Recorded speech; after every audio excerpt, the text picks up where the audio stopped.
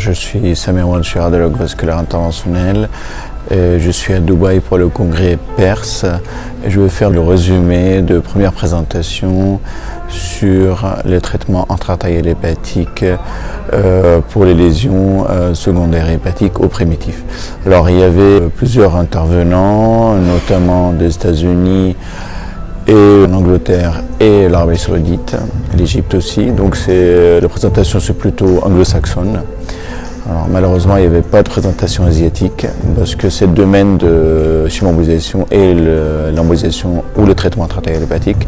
Les Asiatiques, quand même, font partie des pionniers de ces techniques. Alors, donc j'ai fait des résumés concernant le cancer hépatocellulaire, le cancer de foie. Donc il n'y a pas grand-chose, il y a beaucoup de présentations sur la radioembolisation.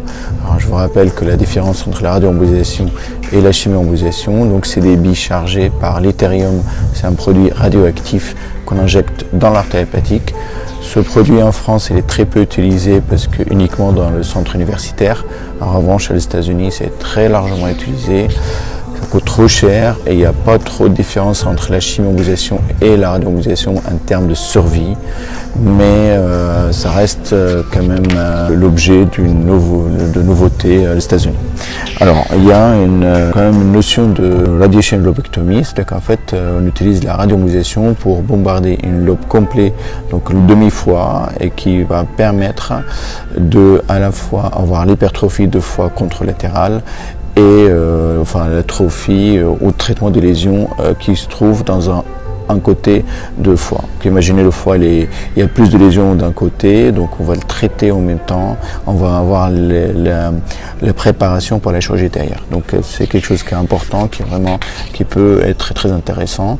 Alors, sachant que quand on fait l'embolisation uniquement, on peut avoir le même effet, mais peut-être moins important que la radioembolisation. Il y a aussi l'idée de la segmentectomie par radioembolisation, qui peut traiter 2 ou 1 segment de façon hyper intensive, en sachant que ces traitements malheureusement en France ne sont pas possibles en raison de problèmes de réglementaires au niveau de radioembolisation, et ça reste dans l'université. Mais c'est quelque chose qui est intéressant à savoir. Alors ça, c'est concernant le cancer hépatocellulaire. Pareil, la radioembolisation elle est intéressante en cas de thrombose portale. Et voilà. Donc on va aller vers ce qui était dit pour les métastases hépatiques de cancer colorectal. Alors pareil, la radioembolisation. Alors il y avait des études en première ligne qui étaient négatives, l'étude Folfox.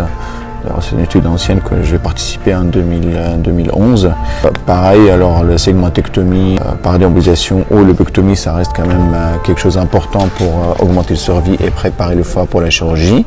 Alors concernant la chimio-embolisation, il y a les billes chargées par le DBRI, mais ils ont beaucoup de toxicité, donc l'étude, il n'y a pas assez d'études, il n'y a pas assez d'évidence. Et il y avait de nouvelles tendances d'embolisation par des particules PVA, en sachant qu'il n'y a pas assez d'études, il n'y a pas de papier, il n'y a pas de nouveauté pour les métastases hépatiques colorectales et l'embolisation. Alors, en ce qui concerne la cholangiocarcinome, il y avait une présentation sur la radioembolisation. Pas de travail sur l'embolisation ou autre. Alors le tumeur endocrine, il y a aussi une présentation qui, alors là, heureusement, on voit dans la recommandation, c'est les embolisations hépatiques qui sont équivalents de la chimio-embolisation conventionnelle avec l'épidol. Alors le résumé il faut pas utiliser les billes chargées en raison de leur toxicité dans le foie. Donc ça reste quand même de chaque centre à utiliser son protocole, mais le traitement intra-artériel hépatique par embolisation reste quand même un standard, elle est très largement utilisée pour les tumeurs endocrines. Alors pareil, une question qui était posée quand on a de métastases hépatiques bilobères, alors on préfère toujours de faire un côté et puis de l'autre côté. Voilà, donc c'est le fameux résumé de cette première séance de traitement intra-artériel hépatique. Encore une fois, c'est dommage qu'il n'y ait pas d'expérience asiatique dans la présentation, parce que c'est vrai qu'il y a beaucoup d'innovations aux États-Unis, mais ça reste quand même l'accès de soins est difficile. Le produit est trop cher et n'est pas accessible à tout le monde. Merci beaucoup.